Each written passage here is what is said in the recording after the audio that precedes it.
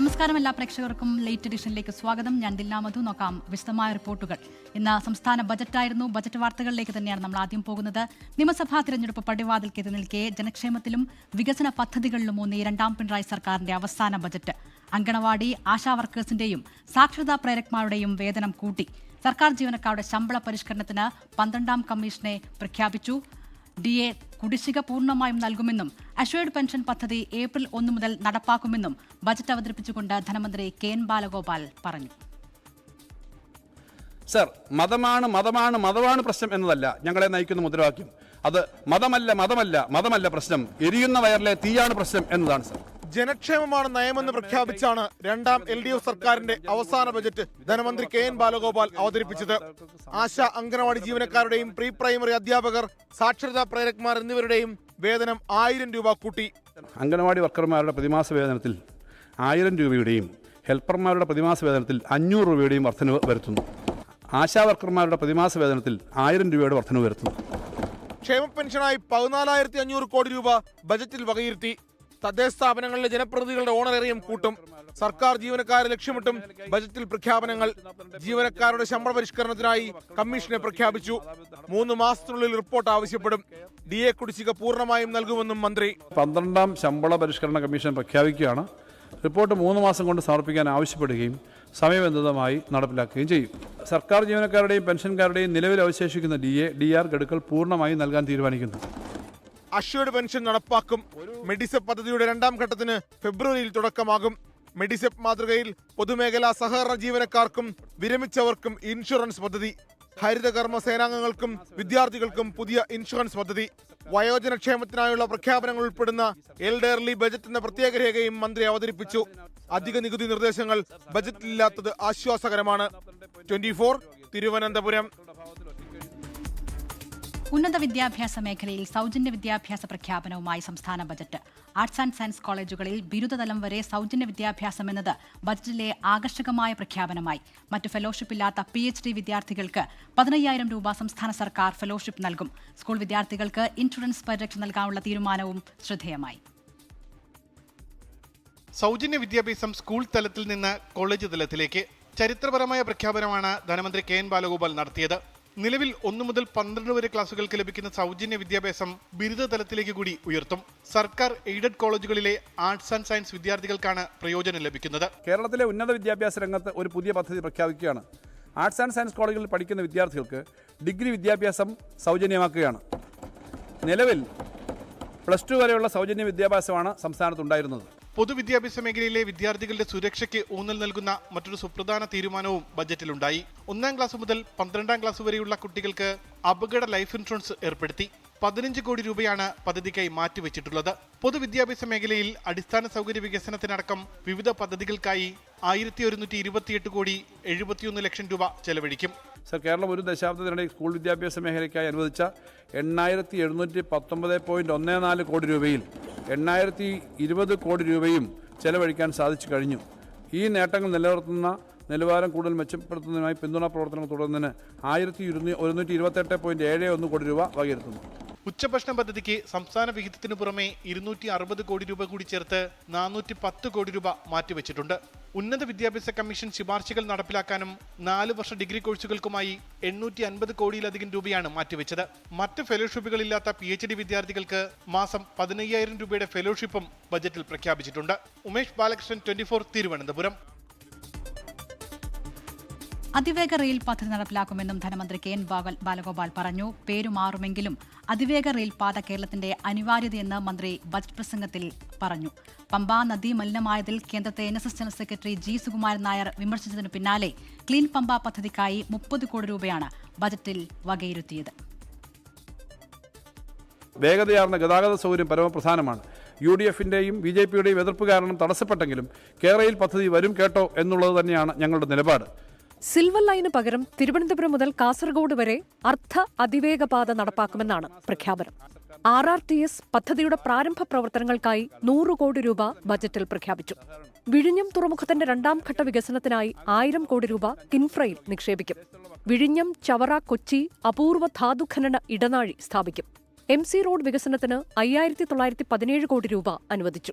തിരുവനന്തപുരം മുതൽ അങ്കമാലി വരെയുള്ള MC road 24 metre വീതിയിൽ 4 വരിയായി വികസിപ്പിക്കും. കട്ടപ്പന മുതൽ തേനി വരെ തുരങ്കപാതയുടെ സാധ്യതാ പഠനത്തിനായി 10 കോടി രൂപ ബജറ്റിൽ പ്രഖ്യാപിച്ചു. സാർ, തിരുവനന്തപുരം മുതൽ അങ്കമാലി വരെയുള്ള MC റോഡ് 24 മീറ്റർ വീതിയിൽ 4 വരിയായി പുനർനിർമ്മിക്കുന്ന പദ്ധതി കിഫ്ബിയിലൂടെ ഏറ്റെടുക്കുകയാണ്. ഇതിന്റെ പ്രാരംഭമായ ഫണ്ട് മുമ്പ് വെച്ചിരുന്നതാണ്. തുരങ്കപാതയുടെ സാധ്യതാ പഠനത്തിനായി 10 കോടി രൂപ വകയിരുത്തുന്നു. ശബരിമല മാസ്റ്റർ പ്ലാനിനും ക്ലീൻ പമ്പ പദ്ധതിക്കുമായി 30 കോടി രൂപ വീതം, വയനാട് കാസർഗോഡ് പാക്കേജുകൾക്ക് 80 കോടി രൂപ വീതം, കുട്ടനാട് പാക്കേജിന് 75 കോടി രൂപ വീതവും കൂട്ടി. IT മേഖലയ്ക്കുള്ള വിഹിതം 548 കോടി രൂപയായും വർദ്ധിപ്പിച്ചു. 24 തിരുവനന്തപുരം. ജനത്തെ കബളിപ്പിക്കുന്ന പൊളിറ്റിക്കൽ ഡോക്യുമെന്റാണ് ബജറ്റ് എന്നാണ് പ്രതിപക്ഷത്തിന്റെ വിമർശനം. കേരളത്തിന്റെ സാമ്പത്തിക രംഗം പരിതാപകരമായ അവസ്ഥയിലാണെന്നും വരാൻ പോകുന്ന സർക്കാരിന്റെ തലയിലാകും സാമ്പത്തിക ബാധ്യതയെന്നും പ്രതിപക്ഷ നേതാവ് VD സതീശൻ കുറ്റപ്പെടുത്തി.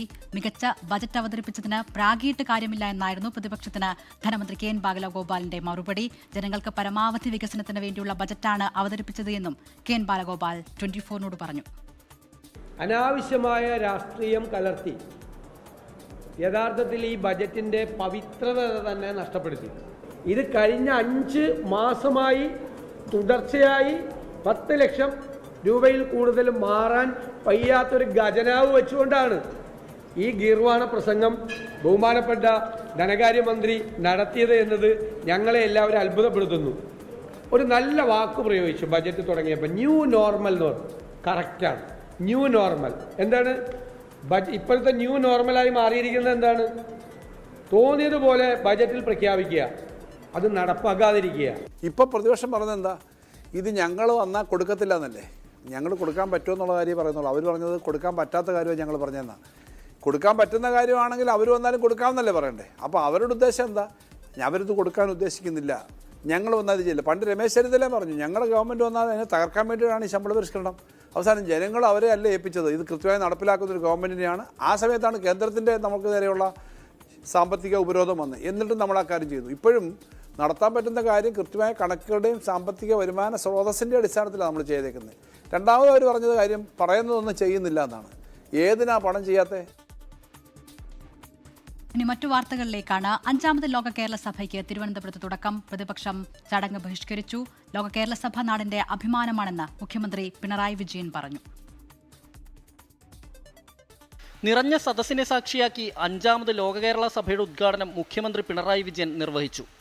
125 രാജ്യങ്ങളിൽ നിന്നുള്ള പ്രതിനിധികളാണ് ലോക കേരള സഭയിലെ മുഖ്യാതിഥികൾ. 28 ഇന്ത്യൻ സംസ്ഥാനങ്ങളിൽ നിന്നുള്ള പ്രതിനിധികളും പ്രവാസികളായ 182 അംഗങ്ങളും പ്രത്യേക ക്ഷണിതാക്കളും സഭയിൽ പങ്കെടുക്കുന്നുണ്ട്. 8 വിഷയങ്ങളെ ആസ്പദമാക്കിയുള്ള പ്രത്യേക ചർച്ചകളും 7 മേഖലാ സമ്മേളനങ്ങളും നാളെ നടക്കും. ലോക കേരള സഭ നാടിൻ്റെ യശസ് ഉയർത്തുമെന്ന് മുഖ്യമന്ത്രി പിണറായി വിജയൻ പറഞ്ഞു. ഈ വേദി ലോകത്തിന് തന്നെ മാതൃകയായ ഒരു വേദിയാണ്. ലോക കേരള സഭ പോലുള്ള ഒരു വേദി ലോകത്തെവിടെയെങ്കിലും ഉണ്ട് എന്ന് ആ ഘട്ടത്തിലും നാം കേട്ടില്ല, പിന്നീടും കേട്ടില്ല. 10 കോടി രൂപ ചിലവഴിച്ച് ലോക കേരള ധൂർത്താണ് നടക്കുന്നതെന്നാണ് പ്രതിപക്ഷ ആരോപണം. പ്രതിപക്ഷം ഉദ്ഘാടന ചടങ്ങ് ബഹിഷ്കരിച്ചു. 2ാം പിണറായി സർക്കാരിൻ്റെ കാലാവധി തീരും മുമ്പ് ലോക കേരള സഭ വീണ്ടും ചേരുന്നത് വിവാദത്തിന് വഴിമരുന്നിട്ടിരുന്നു. 24 തിരുവനന്തപുരം. ലോക കേരള സഭയിൽ E. ശ്രീധരനെ പരോക്ഷമായി വിമർശിച്ച മുഖ്യമന്ത്രി പിണറായി വിജയൻ. മത്സരിച്ചപ്പോൾ കേരളത്തിലെ മുഖ്യമന്ത്രിയാകുമെന്ന് പറഞ്ഞയാൾ അതിവേഗ റെയിൽ പദ്ധതി കൊണ്ടുവരുമെന്ന് പറഞ്ഞിരുന്നു. അംഗീകരിക്കാൻ സന്തോഷമേ ഉണ്ടായിരുന്നുള്ളൂ. എന്നാൽ അങ്ങനൊരു പദ്ധതി പോലും കേന്ദ്രമന്ത്രിയുടെ മനസ്സിൽ ഉണ്ടായിരുന്നില്ലെന്ന് മുഖ്യമന്ത്രി പറഞ്ഞു. ഈ ശ്രീധരൻ, അദ്ദേഹത്തെ നിങ്ങൾക്കെല്ലാവർക്കും അറിയാലോ. അദ്ദേഹത്തിൻ്റെ ടെക്നോക്രാറ്റ് രീതി മാത്രമല്ല, അധികാര കേന്ദ്രങ്ങളിൽ നല്ല ബന്ധമുള്ള ഒരാളാണ് അദ്ദേഹം. കഴിഞ്ഞ നിയമസഭാ തെരഞ്ഞെടുപ്പിൽ BJPയുടെ സ്ഥാനാർത്ഥിയായി മത്സരിക്കുക മാത്രമല്ല, കേരളത്തിൻ്റെ മുഖ്യമന്ത്രിയായി അദ്ദേഹം വരും എന്ന് അദ്ദേഹം അടക്കം പലരും പറഞ്ഞ കാര്യമായിരുന്നു. അത്തരത്തിലുള്ള ഒരാൾ വന്നു പറഞ്ഞു, ഒരു പദ്ധതി കേന്ദ്ര ഗവൺമെൻറ് മുന്നിൽ കൊടുത്തിട്ടുണ്ട്, അവരത് അംഗീകരിക്കാൻ തയ്യാറാണ്. ഈ റെയിലിന് അദ്ദേഹം ഇടുന്ന പേര് അതിവേഗ റെയിൽ എന്നാണ്. നമ്മൾ വളരെ അധിക സ്പീഡല്ല നമ്മൾ ഉദ്ദേശിച്ചിരുന്നത്. ആവട്ടെ, ഏതായാലും ഞങ്ങൾ അംഗീകരിക്കാം എന്ന് ഞാൻ പറഞ്ഞു. പക്ഷേ അദ്ദേഹത്തോട് പറഞ്ഞുകൊണ്ട് കാര്യമില്ലല്ലോ. കേന്ദ്ര റെയിൽവേ മന്ത്രിയെ ബന്ധപ്പെട്ടു. അദ്ദേഹത്തിൻ്റെ മനസ്സിലേ അങ്ങനൊരു കാര്യം ഉള്ളതായിട്ടില്ല. അപ്പോൾ സംസാരിക്കുമ്പോൾ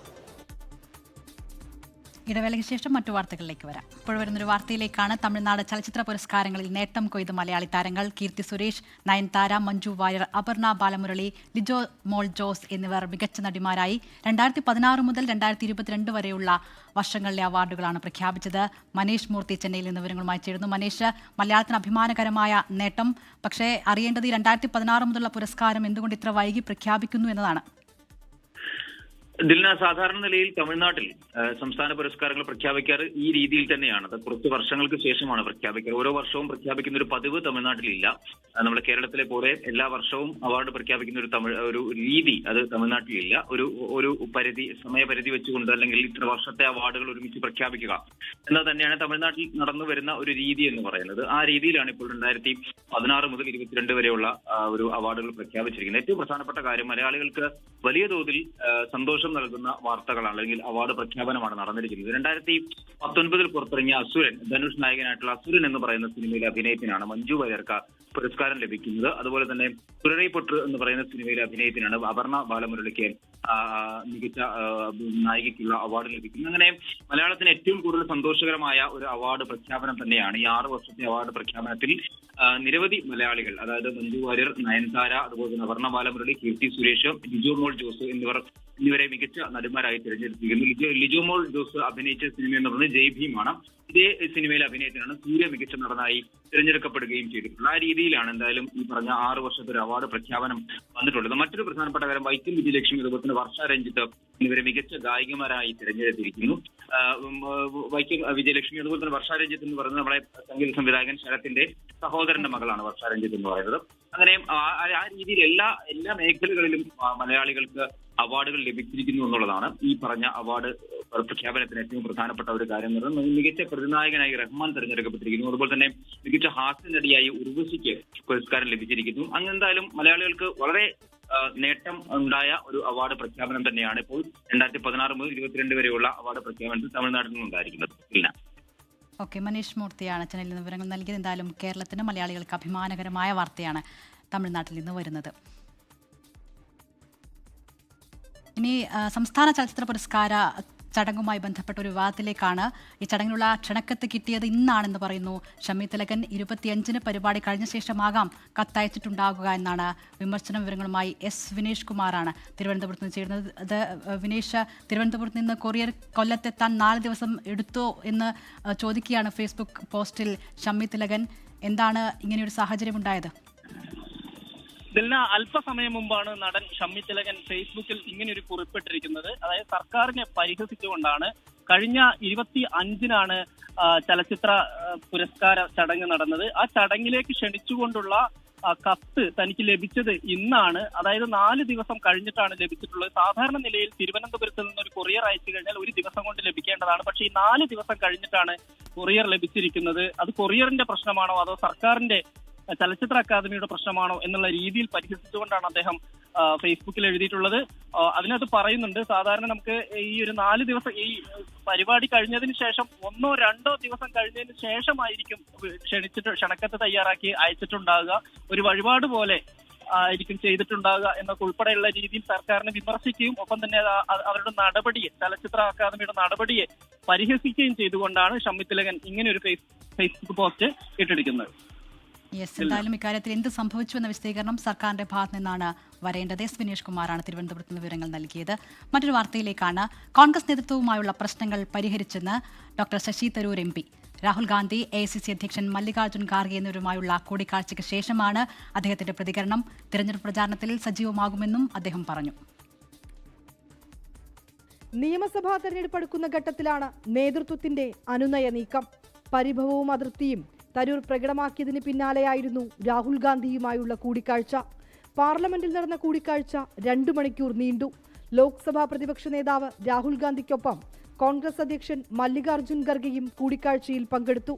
എല്ലാം തുറന്ന് സംസാരിച്ചെന്നും താനും പാർട്ടിയും ഒരേ ദിശയിലാണെന്നും കൂടിക്കാഴ്ചയ്ക്ക് ശേഷം ശശി തരൂരിന്റെ പ്രതികരണം. സംസാരം നന്നായിരുന്നു. ഞങ്ങൾ നല്ലോണം സ്നേഹിച്ചിരുന്ന ഒരു സൗഹാർദ്ദത്തോടാണ് സംസാരിച്ചത്. എല്ലാ വിധത്തിലും നമ്മൾക്ക് ഒരു കാര്യം പറയാം, നമ്മൾ we are on the same page. എല്ലാ വിധത്തിലും മുന്നോട്ട് പോകുന്ന രീതിയിലാണ് സംസാരം നടന്നത്. CPIM-ലേക്ക് പോകുന്നുവെന്ന റിപ്പോർട്ടുകൾ തരൂർ തള്ളി.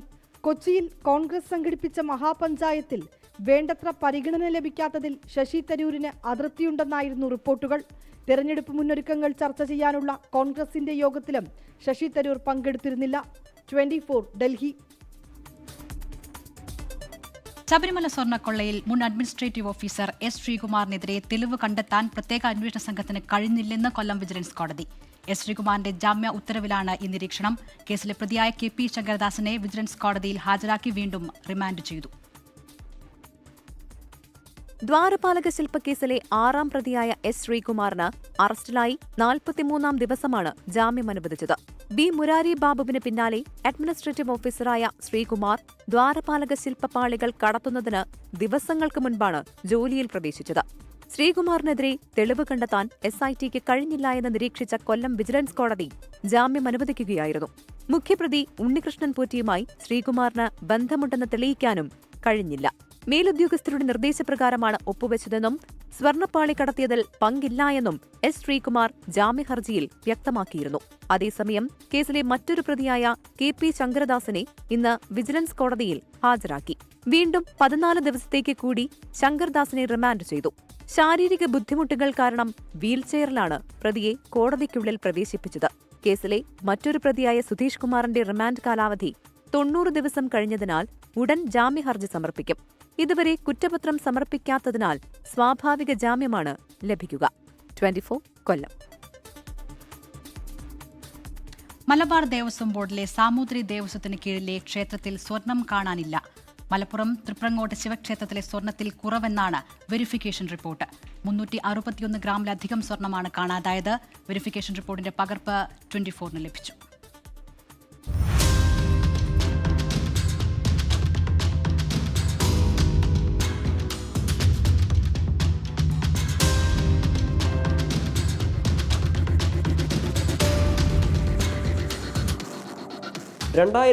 ൽ നടത്തിയ വെരിഫിക്കേഷനിൽ ഹാജരാക്കിയ ഉരുപ്പടികൾ 2023 വെരിഫിക്കേഷനിൽ ഹാജരാക്കിയില്ല എന്നാണ് രേഖകൾ വ്യക്തമാക്കുന്നത്. മുൻ വെരിഫിക്കേഷൻ സമർപ്പിച്ച ഉമാമഹേശ്വരി പ്രതിമ, തൃക്കണ്ണ്, തിരുനാസിക, പണവും ചന്ദ്രക്കലയും, ശൂലം, താലി, ആൾരൂപം, കമ്മൽ തുടങ്ങി സ്വർണത്തിലുള്ള വസ്തുക്കൾ പരിശോധനയ്ക്ക് ലഭിച്ചില്ലെന്ന് രേഖകളിൽ വ്യക്തം.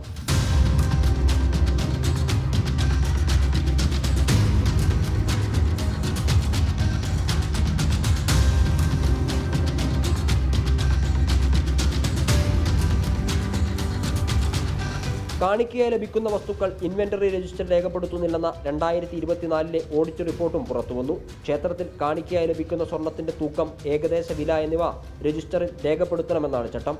അത് നടക്കുന്നില്ല എന്നാണ് റിപ്പോർട്ട്.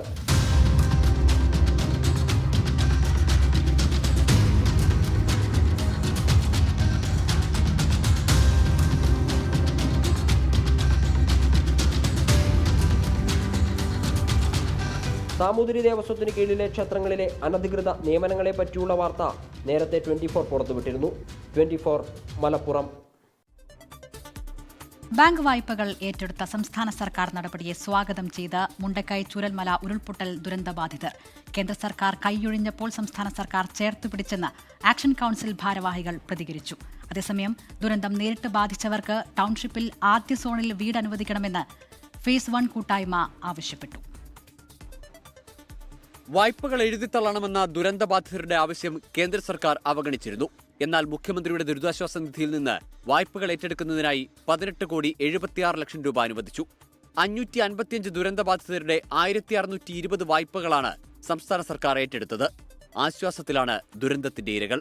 പ്രധാനമന്ത്രി വന്ന് കുട്ടികളൊക്കെ വെച്ച് ഫോട്ടോ എടുത്ത് വീഡിയോ ഷൂട്ട് ചെയ്ത് പോകാന്നല്ലാതെ ഒരു നയാ പൈസ ഈ കടങ്ങൾ എഴുതുള്ളത് മാത്രമല്ല, ദുരന്തബാധിതർക്ക് വേണ്ടി ഒരു നയാ പൈസ കേന്ദ്രത്തിന്റെ ഭാഗത്തുനിന്ന് ഇതുവരെ ഉണ്ടായിട്ടില്ല. അപ്പോൾ ദുരന്തബാധിതരായ ഞങ്ങളെ സഹായിക്കാൻ വേണ്ടി കേന്ദ്രം നാളിതുവരെ സഹായിച്ചില്ല. പക്ഷേ ഇപ്പോൾ ഞങ്ങളുടെ മുഴുവൻ കടങ്ങളും സംസ്ഥാന സർക്കാർ ഏറ്റെടുത്തിട്ടുണ്ട്. വലിയ രീതിയിൽ സന്തോഷമുണ്ട്. മുഴുവൻ ദുരന്തബാധിതർക്കും വേണ്ടിയിട്ട് സംസ്ഥാന സർക്കാരിനെ നന്ദി അറിയിക്കുകയാണ്. ദുരന്തബാധിതരോട് ശത്രുതാപരമായാണ് എല്ലാ ഘട്ടത്തിലും കേന്ദ്ര സർക്കാർ ഇടപെട്ടതെന്ന് CPIM വയനാട് ജില്ലാ സെക്രട്ടറി K. റഫീഖ്. ദുരന്തബാധിതരുടെ വായ്പകൾ ഏറ്റെടുക്കാൻ കേന്ദ്ര ഗവൺമെന്റ് തയ്യാറാവാതെ ശത്രുക്കളെ പോലെ ദുരന്തബാധിതരെ കണ്ടുകൊണ്ടുള്ള പ്രവർത്തനമാണ് യഥാർത്ഥത്തിൽ കേന്ദ്ര ഗവൺമെന്റ് ചെയ്തതെങ്കിൽ, ദുരന്തബാധിതരെ ചേർത്ത് നിർത്തിക്കൊണ്ട് അവരെ അങ്ങേയറ്റം കരുതലോടുകൂടി സമീപിക്കുന്നു എന്ന ഗവൺമെന്റിന്റെ നിലപാട് വ്യക്തമാക്കുന്ന നിലയിൽ തന്നെയാണ് ഇപ്പോൾ ദുരന്തബാധിതരുടെ വായ്പ ഏറ്റെടുത്തിരിക്കുന്നത്. വീടും സ്ഥലവും നഷ്ടപ്പെടുകയും ആൾനാശം സംഭവിക്കുകയും ചെയ്ത ഫേസ് 1 ലിസ്റ്റിൽ ഉൾപ്പെട്ട ദുരന്തബാധിതർക്ക് ടൗൺഷിപ്പിൽ സോൺ 1, 2 എന്നിവിടങ്ങളിൽ വീട് അനുവദിക്കണമെന്നാവശ്യപ്പെട്ട് ഒരു വിഭാഗം ദുരന്തബാധിതർ രംഗത്തെത്തി. ഉരുൾ ദുരന്തബാധിതർക്ക് സർക്കാർ ഈ ഏറ്റെടുത്ത നടപടി കടം എഴുതി തള്ളുക എന്നുള്ള ഈ ഒരു സംവിധാനം വളരെ സന്തോഷകരമാണ്.